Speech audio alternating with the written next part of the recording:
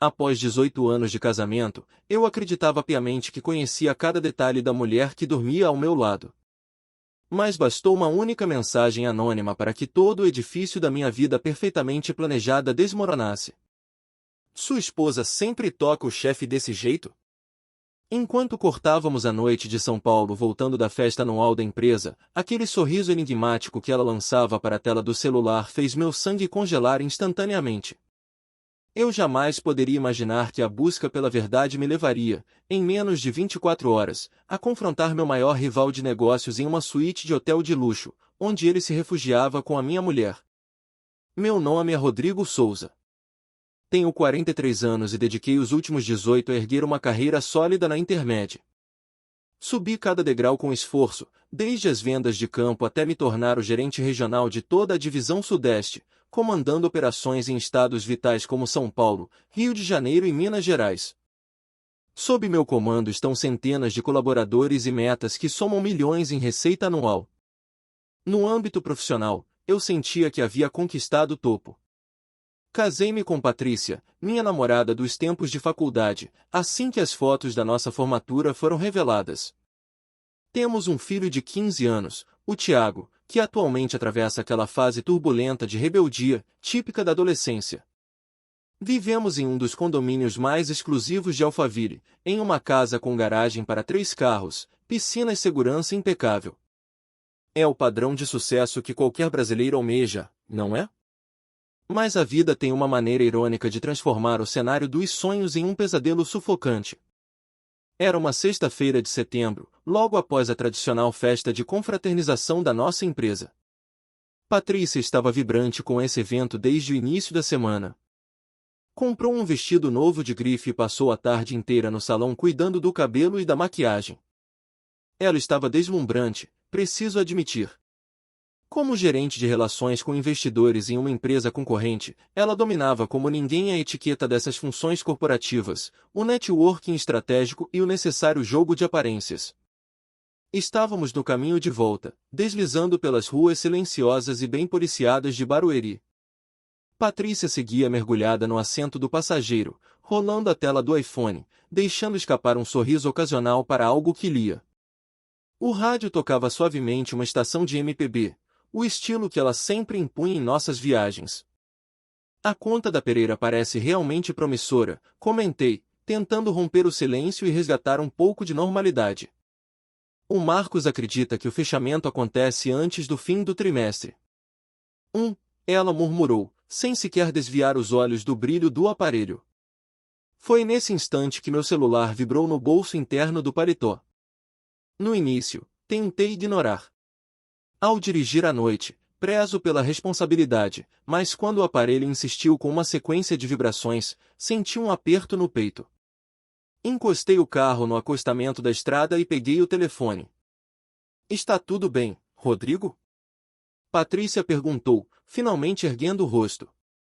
Só preciso conferir uma urgência, respondi, relanceando a tela de bloqueio. A mensagem vinha de um número desconhecido. Sua esposa sempre toca o chefe desse jeito? Verifique seu e-mail para ver as fotos de hoje à noite. Senti um calafrio percorrer minha espinha. Olhei para Patrícia de soslaio, ela já havia retornado à sua própria tela, e a luz azul do celular desenhava contornos frios em seu rosto na penumbra do carro. Pensei, com o coração martelando, se ela estaria escrevendo para ele naquele exato momento. Ali, a poucos centímetros de mim.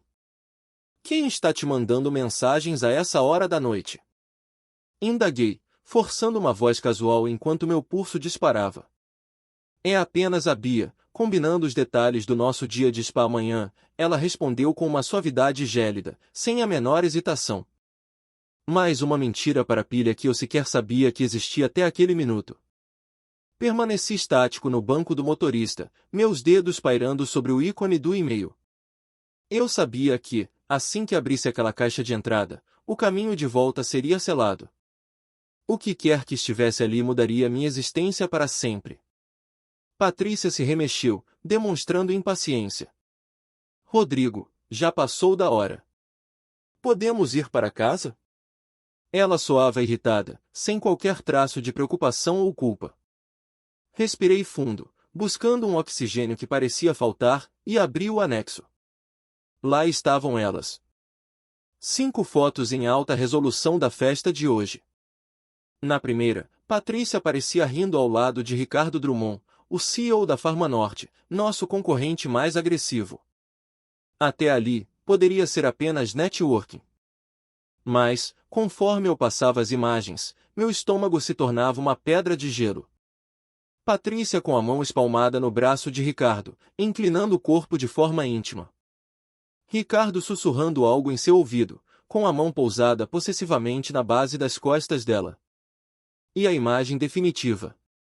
Os dois atravessando a porta de um corredor de serviço, com os dedos dela firmemente entrelaçados aos dele. O registro de horário não mentia. As fotos haviam sido tiradas apenas 30 minutos antes de entrarmos no carro. Quem está te enviando e-mails de trabalho em plena madrugada? Patrícia questionou, tentando espiar o que eu via. Bloqueei a tela no mesmo milésimo de segundo. Sol Moreira sendo ele mesmo, menti, referindo-me ao meu vice-presidente de vendas, um viciado em trabalho compulsivo. Nada que não possa ser resolvido na segunda-feira. Minha mente trabalhava em uma velocidade vertiginosa. Ricardo Drummond. Tinha que ser logo ele. O homem que passou o último ano tentando assediar e roubar minha melhor equipe de vendas. O sujeito que me venceu de forma suspeita na licitação do contrato da droga raia no último trimestre. E agora, ele tinha a minha esposa. Ficou claro que a guerra que eu achava estar vencendo no escritório já havia invadido a minha casa há muito tempo. Retomei o caminho, segurando o volante com tanta força que os nós dos meus dedos ficaram brancos, contrastando com o couro escuro da direção. Patrícia, indiferente ao meu turbilhão interno, voltou a rolar a tela do celular, deixando escapar um sorriso ocasional. Cada pequena expressão de satisfação dela parecia uma faca girando lentamente nas minhas entranhas.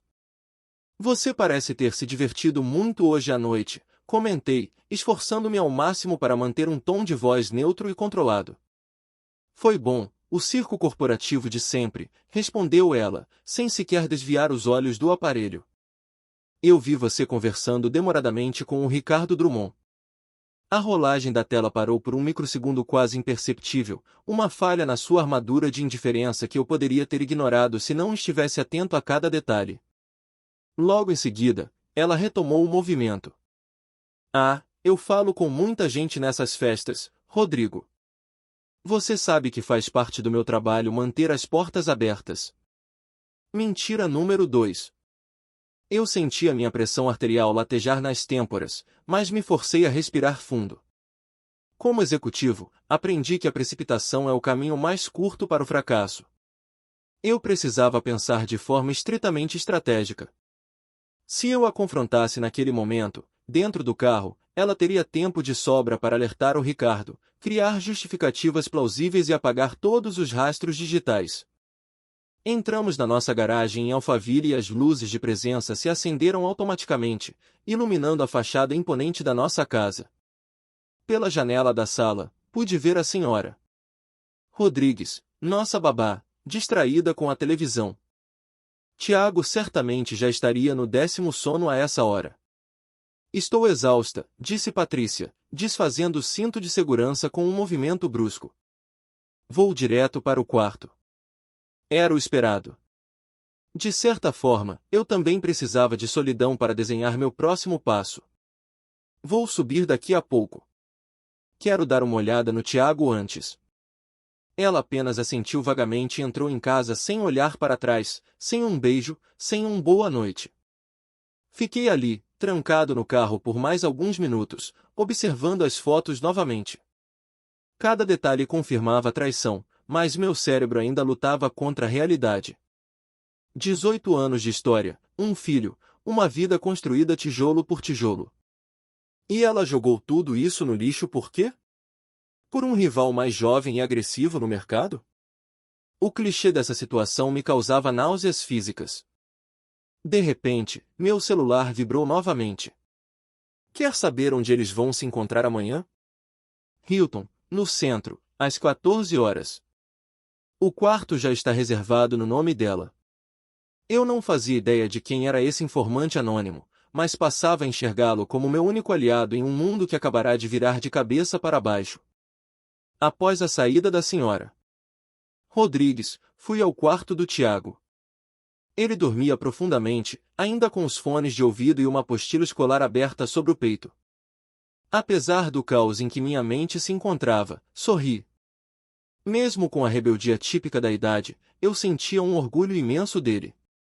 Um aluno nota 10 e o armador titular do time de basquete da escola.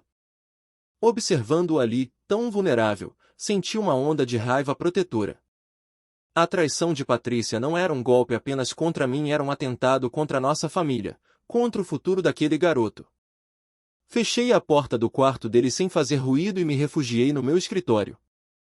Patrícia já devia estar deitada, provavelmente trocando mensagens de boa noite com o Ricardo enquanto fingia repouso. O pensamento fez meu queixo travar. Eu precisava de um plano de guerra. Pegá-los em flagrante daria as provas físicas, mas eu queria algo mais profundo. Se aquilo ocorria há meses, haveria um rastro financeiro e digital. E-mails, extratos, mensagens antigas. Como gerente regional, não construí meu nome sendo impulsivo. Abordei a crise de forma metódica. Liguei meu notebook e comecei a auditar nossas contas conjuntas. E lá estavam eles, camuflados sob rubricas de despesas corporativas aparentemente legítimas. Viagens para o Rio de Janeiro que coincidiam com simpósios farmacêuticos onde o Ricardo era palestrante. Jantares caros em restaurantes próximos à sede da NEA.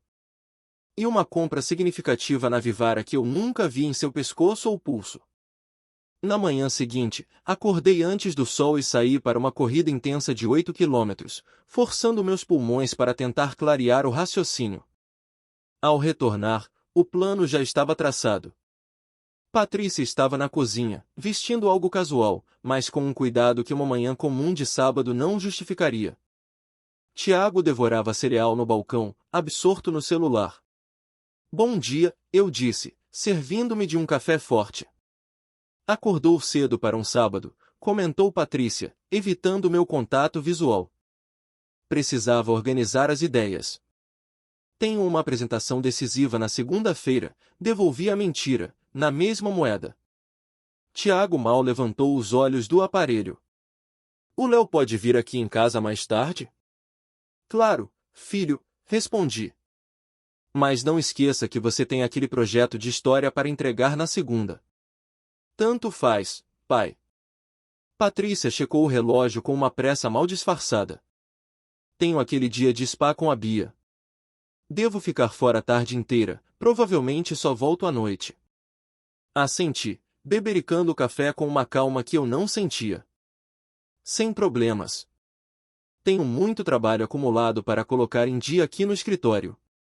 Ela pareceu visivelmente aliviada com a minha docilidade. Tiago, deixei lasanha na geladeira para o jantar se eu não chegar a tempo. Não chegar a tempo. O Hotel Hilton ficava a meros 20 minutos de casa. Quanto tempo exatamente aquela reunião deveria durar? Assim que ela cruzou o portão, virei-me para o meu filho. Mudança de planos, Tiago. Ligue para o Léo e veja se você pode ir para a casa dele hoje. Surgiu um imprevisto sério de trabalho e eu vou precisar sair.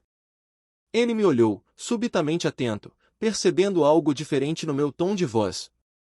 Está tudo bem, pai? Aconteceu alguma coisa? Forcei um sorriso encorajador. Apenas coisas do escritório que preciso resolver pessoalmente. Eu te levo lá agora mesmo. Enquanto via subir para pegar a mochila, uma pontada de culpa me atingiu ao pensar na ruptura que nossa família estava prestes a sofrer. Mas eu não era o autor daquele desastre. Patrícia havia feito suas escolhas consciente dos riscos, e agora todos teríamos que encarar as consequências. Olhei para o relógio. 11h30.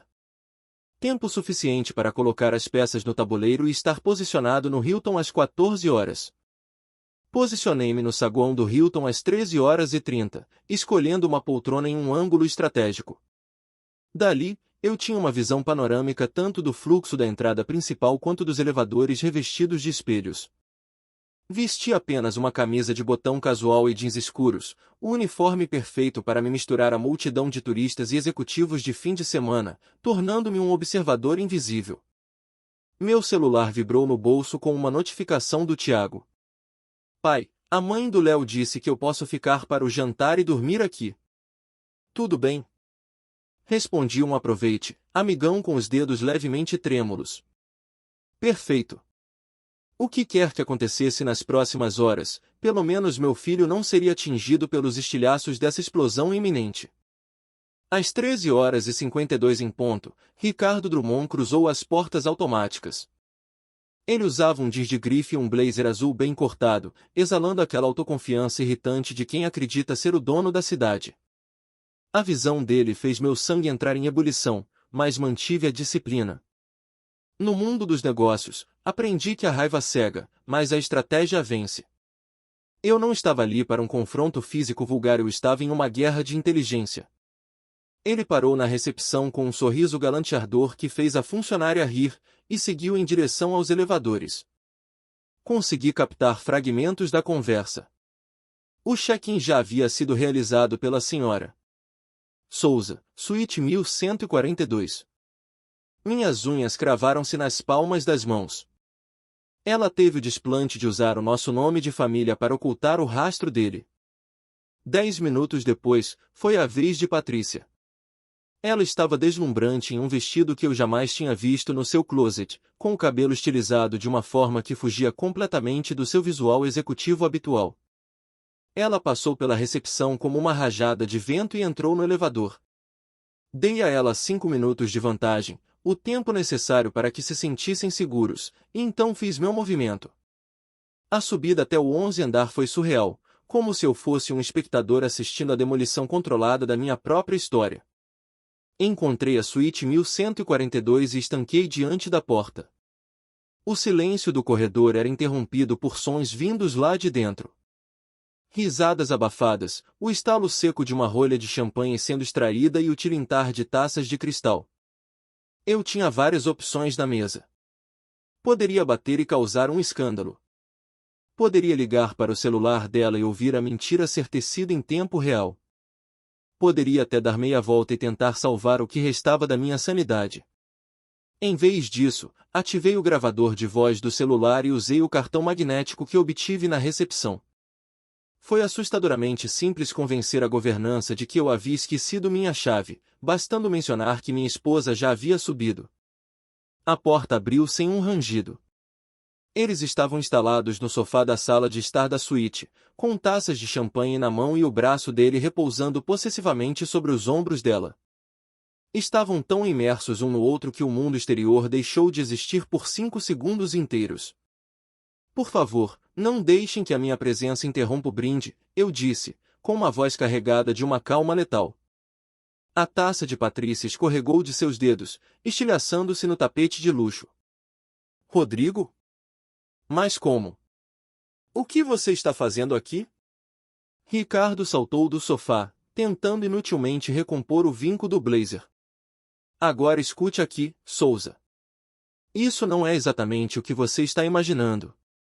Dei um passo à frente, ocupando o espaço com uma postura medida e fria. No ambiente corporativo, todos sabem que o silêncio de um líder é muito mais intimidador do que qualquer grito. Porque para mim parece que a mulher com quem divido a vida há 18 anos está tendo um caso com um rival que tenta sabotar minha carreira há mais de 1 ano. Rodrigo, por favor, Patrícia levantou-se, a pele perdendo todo o viço. Nós podemos conversar sobre isso com calma. Já esgotamos nossa cota de conversas, Patrícia. A fase dos diálogos ficou no acostamento da estrada ontem à noite. Minha voz permanecia gélida, uma máscara perfeita para o caos que rugia por dentro. Há quanto tempo isso dura? Ela hesitou, buscando apoio nos olhos de Ricardo. Eu perguntei há quanto tempo. Cada palavra minha saía como uma sentença definitiva.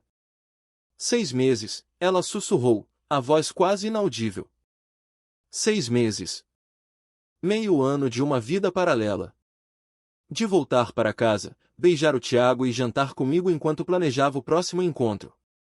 Ricardo moveu-se em minha direção, com as mãos erguidas em um gesto de falsa pacificação. Escuta, cara, vamos manter o nível. Eu não sou seu cara, cortei-o bruscamente. E a única coisa que me interessa ouvir de você é como pretende explicar ao seu conselho administrativo o motivo de estar dormindo com a esposa de um concorrente direto enquanto negociamos contratos de exclusividade. O sangue fugiu do rosto dele. Exatamente, campeão. Dois podem jogar o jogo da espionagem e da reputação. Os instintos de sobrevivência de Ricardo foram acionados. Isso é um assunto estritamente pessoal, Souza. Não misture as coisas. Deixou de ser pessoal no momento em que você agendou reuniões de estratégia com a minha esposa durante a nossa revisão fiscal anual, interrompi, revelando que minha auditoria noturna fora mais profunda do que eles supunham. Empresas concorrentes. Segredos industriais trocados entre lençóis. O Conselho vai adorar analisar esse conflito ético. Patrícia deu um passo à frente, o corpo tremendo visivelmente. Rodrigo, por favor, pense no Tiago. Eu estou pensando no Tiago em cada segundo. É justamente por ele que estou aqui, resolvendo isso em um hotel, em vez de deixar que ele ouvisse em casa que a mãe mentiu para a família inteira por meio ano. O rosto dela desmoronou em uma máscara de culpa. Ótimo! Que ela experimentasse ao menos uma fração da devastação que causou. O que você quer para encerrar isso? Ricardo perguntou, assumindo o papel de negociador frio. De você? Absolutamente nada. Você agora é um problema exclusivo da Patrícia. Voltei-me para ela, ignorando a existência dele. Vou protocolar o pedido de divórcio na segunda-feira. Documentei cada passo da sua traição. Dada a sua posição na concorrência e o timing suspeito de várias propostas que vazaram da minha mesa, recomendo fortemente que não conteste meus termos. Os olhos de Patrícia se arregalaram em choque. Você não pode acreditar que eu seria capaz de vazar informações da empresa para ele. 6 meses atrás, eu também não acreditaria que você seria capaz de estar aqui, apontei para o cenário da suíte. No entanto, veja onde estamos. Ricardo ajeitou o blazer, buscando uma saída honrosa que não existia. Eu deveria ir embora, disse ele, batendo em retirada ao primeiro sinal de dano reputacional. Balancei a cabeça, soltando um riso amargo. E você realmente achou que tinha estofo para me substituir? Ele ficou escarlate, mas o silêncio foi sua única resposta enquanto pegava as chaves e atravessava a porta, deixando para trás o rastro do perfume caro e de uma vida em ruínas. Assim que as portas se fecharam e o silêncio pesado da suíte nos envolveu, Patrícia desabou no sofá, escondendo o rosto nas mãos. O cenário de luxo, com os restos do champanhe e as taças quebradas, parecia subitamente decrépito. Rodrigo, por favor, me escuta. Nós podemos superar isso. Terapia de casal, uma viagem. Um novo começo. Eu faço o que você quiser, ela implorou, a voz embargada. Não há nada para superar, Patrícia. Você já fez sua escolha em cada encontro, em cada mensagem, em cada mentira. A estrada termina aqui. Foi um erro. Um erro estúpido, horrível e sem sentido, ela exclamou, tentando se aproximar. Um erro que se arrastou por 6 meses? Minha voz era um chicote. Com reservas em hotéis de luxo, viagens de fim de semana para o Rio e sabe-se lá o que mais vocês compartilharam enquanto eu trabalhava para sustentar nosso padrão de vida. Um erro é esquecer um aniversário ou uma conta a pagar. Manter um caso prolongado com o homem que tenta destruir minha carreira é uma estratégia de traição. Permaneci de pé, mantendo uma distância física e emocional intransponível. Recusava-me a sentar naquele mesmo sofá onde, minutos atrás, ela se aninhava com Ricardo Drummond. Ela, percebendo que o apelo emocional não funcionava, tentou mudar o ângulo para o lado prático, o lado que sempre dominamos como casal. Pense nas nossas finanças, Rodrigo. Na casa em Alphaville, nas nossas aplicações, no fundo da faculdade do Tiago. Você vai jogar tudo isso no lixo por causa de um deslize? Eu já pensei em tudo isso, extensivamente, respondi, e minha voz soava como aço frio. Tudo está devidamente documentado pela minha auditoria particular, inclusive a forma como nossas contas conjuntas financiaram seu pequeno romance clandestino. Meu advogado entrará em contato com o seu na segunda-feira pela manhã. Você já tem um advogado? Ela pareceu genuinamente atordoada, como se a ficha estivesse finalmente caindo. Ao contrário de você, Patrícia, eu não tomo grandes decisões de vida sem o planejamento e a análise de riscos adequados. Eu trato minha vida com a mesma seriedade com que trato a Meridian. As lágrimas dela agora pareciam reais, mas não encontraram eco em mim. Por 18 anos, acreditei que ela era a única pessoa no mundo em quem eu podia confiar de olhos fechados. Essa base, o alicerce de quem eu era, foi estilhaçada sem qualquer possibilidade de reparo. Vou passar a noite no Marriott. Espero que você tenha a decência de dizer ao Tiago algo minimamente apropriado sobre o motivo de eu não estar em casa. Amanhã, discutiremos os arranjos de moradia e como contaremos a ele da forma correta. Sem dramas, sem cenas. Enquanto eu me virava para sair, ela gritou, em um último ato de desespero. Eu te amo, Rodrigo. Eu sempre te amei, apesar de tudo. Parei na porta, mas não me virei. Não, Patrícia. As pessoas não traem quem amam. Elas simplesmente não destroem o mundo de quem dizem amar. Sair daquele quarto foi a coisa mais difícil que já fiz na vida. Não por querer ficar, mas porque cada passo me afastava da biografia que eu havia escrito para mim mesmo, do futuro que planejei detalhadamente.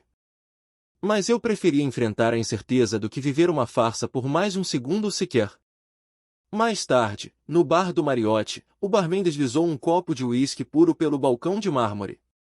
Dia difícil, patrão? Ele perguntou, com a neutralidade profissional de quem já viu de tudo. Apenas assenti, sem a menor disposição para conversas triviais. O líquido âmbar queimou minha garganta, mas não conseguiu aquecer o frio que se instalara permanentemente no meu peito. Meu celular não parava de vibrar. Mensagens de Patrícia que alternavam entre fúria, súplicas desesperadas e tentativas de transferir a culpa. Bloqueei as notificações. Por volta das 20 horas, o telefone tocou com o toque personalizado do Tiago. Meu estômago deu um nó. Oi, filho, tentei projetar uma voz normal, a voz do pai que ele conhecia. Pai, onde você está? A mãe chegou em casa estranha, se trancou no quarto e não para de chorar. Fechei os olhos com força, sentindo o peso do mundo. Vou precisar ficar em um hotel hoje, Tiago. Uma emergência de última hora do trabalho, algo na regional de Minas que surgiu agora. E por que a mãe está daquele jeito? O que está acontecendo? Filhos são radares emocionais, especialmente os adolescentes. Eu sabia que não podia mentir descaradamente, mas também não podia devastar o mundo dele por uma chamada de celular em um sábado à noite. Tiago, sua mãe e eu estamos passando por alguns problemas sérios. Vamos conversar sobre isso amanhã, pessoalmente, quando eu for para casa. Tudo bem? Houve um silêncio pesado do outro lado da linha, interrompido apenas pela respiração dele. Isso significa que vocês vão se divorciar, não é? Meu coração se apertou de uma forma que nenhuma traição de negócios jamais conseguiu. Precisamos falar sobre isso olho no olho, Tiago. Não é assunto para telefone. Isso quer dizer que sim, a voz dele endureceu, perdendo o tom de criança. Tanto faz. Não é como se você estivesse em casa de verdade ultimamente, de qualquer maneira. Ele desligou antes que eu pudesse emitir qualquer som. A acusação dele doeu mais do que a descoberta no Hilton, principalmente porque carregava um grão amargo de verdade. Será que minha obsessão pela carreira, pelas metas e pela regional sudeste criou o vácuo onde o caso de Patrícia floresceu? Balancei a cabeça, afastando o pensamento. Recusei-me a aceitar a responsabilidade pelas escolhas morais dela. Mas a dor de saber que eu estava ausente para o meu filho. Essa eu teria que carregar. A guerra estava apenas começando, e eu já sentia as primeiras baixas no meu próprio sangue. O Marcos, meu melhor amigo desde os tempos de faculdade e a única pessoa que realmente conhecia os bastidores da minha vida, ligou logo em seguida. Que diabos está acontecendo, Rodrigo? Ele disparou assim que atendi, a voz carregada de incredulidade. A Patrícia acabou de ligar para Adriana aos prantos, dizendo que você vai entrar com o divórcio na segunda. Desde quando vocês estão com problemas desse tamanho? Sinalizei para o barman me trazer outra dose, sentindo o peso de cada palavra. Desde que o Ricardo Drummond começou a dormir com a minha esposa, Marcos. Houve um silêncio atordoado do outro lado da linha, daqueles que parecem durar uma eternidade. Eu conseguia ouvir apenas a respiração pesada do meu amigo processando a informação. O CEO da NEA? Aquele desgraçado? Meu Deus, Rodrigo! Há quanto tempo isso está rolando debaixo do seu nariz? 6 meses, pelo que ela confessou no Hilton. Minha própria voz soava oca, como se viesse de dentro de um túnel. Marcos soltou um palavrão pesado, daqueles que usamos quando as palavras civilizadas não dão conta da situação. O que eu posso fazer por você agora? Quer que eu vá aí?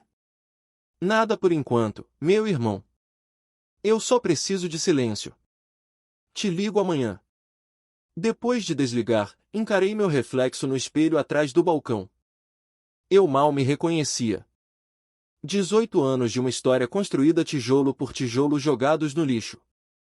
A aposentadoria que planejamos com tanto detalhe, as viagens pela Europa que discutíamos fazer quando Tiago entrasse na faculdade. Tudo evaporou em um piscar de olhos, transformando-se em fumaça e ressentimento. Mais tarde, no meu quarto de hotel, sentei-me à janela observando o formigueiro de luzes de São Paulo lá embaixo. Meus pensamentos, inevitavelmente, convergiam para o Tiago. Ele já vinha lidando com as turbulências típicas da adolescência, como esse impacto afetaria o caráter dele? Ele me culparia pela separação? Sentiria que precisava escolher um lado nessa guerra? O pensamento de ver o vínculo com meu filho se esgarçar fazia meu peito apertar de uma forma que nem a traição de Patrícia conseguiu. Abri a carteira e encontrei a foto gasta que sempre carregava comigo, como um amuleto. Tiago, aos 6 anos, rindo nos meus ombros durante um jogo do Flamengo no Maracanã. Estávamos ambos sorrindo como bobos, num daqueles raros momentos de felicidade pura e sem filtros. Tomei uma decisão ali mesmo. Patrícia podia ter implodido nosso casamento, mas eu não permitiria que o erro dela destruísse a base emocional e a segurança do meu filho. Ele seria minha prioridade absoluta. Finalmente caí em um sono inquieto, atormentado por pesadelos que misturavam salas de reunião cheias de rivais rindo e a imagem da nossa casa em Alphaville completamente vazia. A manhã de domingo chegou com uma clareza impiedosa e sem anestesia. Nenhuma quantidade de uísque seria capaz de apagar a realidade brutal que eu enfrentava agora. O momento de olhar nos olhos do meu filho e contar que a mãe dele havia traído a nossa confiança e a nossa família. Saí do Mariotte e dirigi de volta para casa, ensaiando mentalmente cada frase. Não existe um manual de instruções ou um protocolo corporativo para esse tipo de conversa. A casa estava mergulhada em um silêncio sepulcral quando entrei. Na cozinha, Patrícia estava sentada diante de uma xícara de café intocada, com os olhos vermelhos e as pálpebras inchadas de quem não pregou o olho. Ela estremeceu visivelmente quando meus passos ecoaram no piso de porcelanato. O Tiago ainda está na casa do Léo, ela disse, a voz rouca. Eu falei para a mãe do menino que você passaria lá para buscá-lo antes do almoço. Assenti, grato por aquela trégua temporária necessária para organizarmos a logística do desastre. Precisamos apresentar uma frente unida quando formos contar a ele. Sem acusações baixas na frente do garoto. Os olhos dela se arregalaram por um segundo, brilhando com uma centelha de esperança desesperada. Isso significa que você está disposto a reconsiderar e... Significa apenas que ainda somos os pais dele e temos uma responsabilidade compartilhada, independentemente do que aconteça com o cadáver do nosso casamento, cortei, seco. Ela murchou na cadeira, como se tivesse perdido as últimas forças. Rodrigo, eu cometi um erro terrível, eu sei disso agora. Guarde as justificativas para os seus advogados ou para o seu terapeuta, respondi, servindo-me de um café forte para manter o foco. Precisamos focar no Tiago agora. Ele é inteligente e já percebeu que o clima em casa está carregado. Concordamos com os pontos básicos da nossa estratégia de danos. Sem detalhes sórdidos sobre o caso, sem transferência de culpa de um para o outro e ênfase total em deixar claro que este era um problema de adultos que não tinha absolutamente nada a ver com ele ou com o amor que sentíamos por ele. O ritmo familiar da criação conjunta parecia bizarramente normal e funcional em meio aos escombros e à fumaça do que um dia chamamos de lar. 1 hora depois, estacionei em frente à casa do Léo. Tiago entrou no banco do passageiro com os olhos colados no celular, o capuz do moletom levantado como uma armadura. Oi, filho, eu disse, tentando injetar alguma normalidade na voz. Oi, ele respondeu, monossilábico, sem desviar o olhar da tela. Sua mãe e eu precisamos ter uma conversa séria com você assim que chegarmos em casa. Ele finalmente olhou para cima, e o que vi em seus olhos foi uma mistura de cansaço e uma sabedoria precoce que nenhum pai deseja para um filho de 15 anos. Vocês vão se divorciar, não é? A franqueza brutal dos adolescentes é, ao mesmo tempo, uma bênção e uma maldição. Eles não têm paciência para os rodeios que nós, adultos, inventamos para suavizar a queda. Estamos enfrentando problemas muito sérios, Tiago. Vamos sentar e explicar tudo com calma em casa. Ela te traiu com outro cara, não foi? A voz dele estava monótona, desprovida de surpresa. Por um segundo, quase perdi o controle do carro e o foco na estrada. Por que você está dizendo uma coisa dessas, Tiago? Ele deu de ombros, fingindo uma indiferença que seu corpo desmentia. Seus nós dos dedos estavam brancos de tanto apertar o celular. Ela tem agido de um jeito estranho há meses. Sempre escondendo o celular, sorrindo para as mensagens como se tivesse 13 anos. Além disso, eu a ouvi no telefone uma vez, quando ela achou que eu estava com um fone de ouvido. Estava falando de um jeito todo bobo, dando risadinhas que nunca deu com você. Ficou na cara que não era com meu pai. Meu coração afundou em um poço de culpa e tristeza. Tiago tinha notado, com a clareza de quem observa de fora, tudo que eu estive ocupado demais, ou talvez arrogante demais, para enxergar. Vamos conversar sobre todos os detalhes em casa, repeti gentilmente, tentando manter a estabilidade do ambiente. Eu odeio ela, ele murmurou, olhando para a janela, a mandíbula travada. Não, você não odeia, respondi prontamente. Apesar de toda a minha fúria interna, eu não podia permitir que ele seguisse por esse caminho de amargura. Ela fez escolhas péssimas e agiu de forma errada, mas ela ainda é sua mãe. Mas ela te machucou de propósito. Ela machucou a gente, estragou a nossa casa. Alcancei e apertei o ombro dele, sentindo a tensão nos seus músculos. Relacionamentos são complexos, Tiago. Adultos cometem erros. Às vezes, cometem erros imperdoáveis que mudam tudo. Mas isso não apaga o fato de que somos uma família, mesmo que o formato dela mude a partir de agora. Então agora você vai virar o advogado dela? A voz dele falhou, revelando a confusão e a dor por trás da raiva. Não estou defendendo o que ela fez. O que aconteceu foi inaceitável e haverá consequências definitivas. Mas alimentar o ódio por sua mãe só vai ferir você a longo prazo, e eu não quero que você carregue esse peso.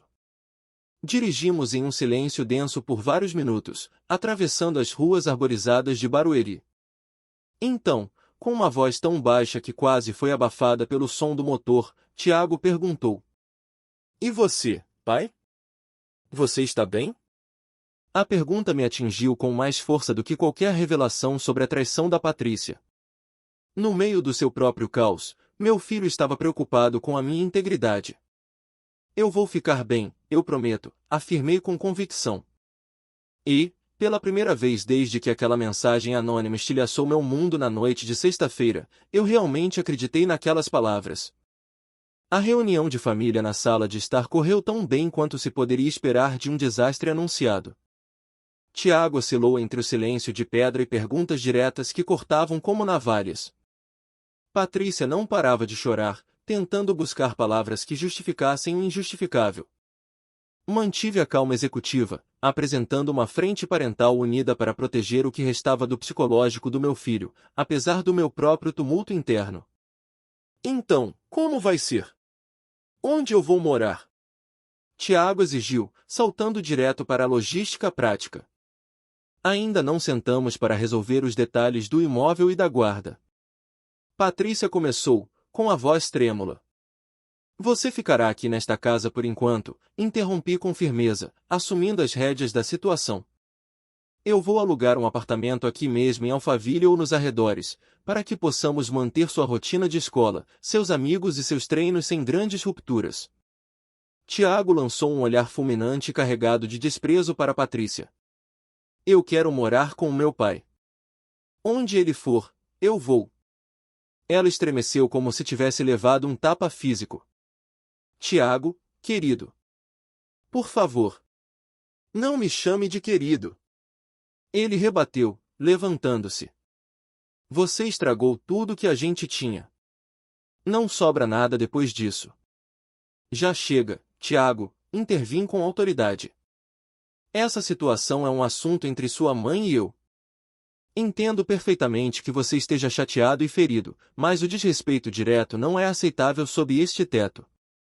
Ele saiu pisando fundo, subindo as escadas em direção ao quarto e batendo a porta com força. Patrícia desabou no sofá, escondendo o rosto. Ele me odeia, Rodrigo. Eu perdi o meu filho. Ele está profundamente ferido e se sente traído também, corrigi friamente. Dê tempo ao tempo. As consequências das nossas ações costumam ser maiores do que planejamos. Depois de subir ao quarto do Tiago para garantir a ele que eu voltaria amanhã sem falta para ajudá-lo com o treino de basquete, peguei uma mala com itens essenciais e saí. O Marriott serviria como base por mais uma noite, enquanto eu organizava um contrato de aluguel de curto prazo e iniciava, de fato, o primeiro dia do resto da minha vida. Passado exatamente um ano, posso dizer que a poeira finalmente baixou, embora o mapa da minha existência tenha sido completamente redesenhado. O processo de divórcio assemelhou-se a uma cirurgia de emergência. Foi invasivo, doloroso e extremamente caro, mas absolutamente vital para minha sobrevivência emocional. No final das contas, decidimos vender a casa em Alphaville. Aquele imóvel era grande demais para as poucas memórias boas que restaram e sufocantemente pequeno para o volume de ressentimento que acumulamos entre suas paredes de mármore. Patrícia e eu mantemos hoje uma relação estritamente funcional e diplomática, pautada exclusivamente pelos interesses do Tiago. Ela permanece na mesma empresa, mas o mercado corporativo tem ouvidos atentos. Soube, por fontes do setor, que Ricardo Drummond foi convidado a se retirar da Farmanorte apenas alguns meses após o nosso confronto no Hilton. Parece que o conselho administrativo da empresa não viu com bons olhos os riscos de compliance e espionagem industrial que o comportamento dele trouxe à tona. Foi um desfecho justo para quem jogou tão sujo. Mudei-me para um loft moderno e arejado na Vila Madalena. É um ecossistema completamente diferente, cercado por galerias de arte, cafeterias artesanais e uma energia urbana que me faz sentir mais conectado com a vida do que os gramados milimetricamente aparados do condomínio fechado jamais permitiram. Tiago passa metade da semana comigo. Nosso relacionamento, que antes era marcado por silêncios defensivos e cobranças protocolares, amadureceu e transformou-se em algo genuíno. Frequentamos as quadras de basquete do Parque Ibirapuera e, para minha surpresa, ele até começou a me pedir conselhos sobre como lidar com as garotas da escola. Recentemente, em um jantar descontraído com amigos em comum, conheci Olivia.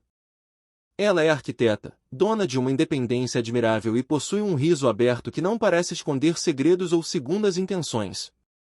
Estamos seguindo em um ritmo calmo, sem as pressões de outrora. Você está diferente, Rodrigo, comentou Marcos outro dia, enquanto dividíamos uma porção e tomávamos um chopp gelado no mercado municipal. Um pouco mais velho, talvez um tanto mais cético, mas você transparece algo. Parece mais leve. A observação me pegou de surpresa, mas não pude contestar sua precisão. Apesar da devastação inicial e da reviravolta traumática, encontrei uma clareza de propósito que havia se dissipado nos últimos anos automáticos do meu casamento. Naquela mesma noite, enquanto Olivia e eu caminhávamos sem pressa após o jantar, ela segurou minha mão com naturalidade. "Um centavo pelos seus pensamentos", disse ela, sorrindo de canto. Estava apenas refletindo sobre o tempo, admiti, sendo honesto. Há um ano, minha vida implodiu de uma forma que eu achei que não teria volta. E, no entanto, aqui estou eu. Ainda de pé, ela completou, apertando meus dedos. E visivelmente mais forte. Assenti, retribuindo o gesto. Talvez eu nunca venha a descobrir a identidade do mensageiro anônimo que enviou aquele texto naquela noite de festa. Às vezes, pego-me pensando em quem teria se importado o suficiente para estilhaçar a ilusão confortável em que eu vegetava. Mas, no fim das contas, a identidade da fonte perdeu a relevância. O que realmente importa é a estrutura sólida que consegui erguer sobre as ruínas do que ruiu. "Acho que estou finalmente pronto", disse para Olivia, com uma suavidade que vinha de dentro. "Pronto para seguir em frente." De verdade.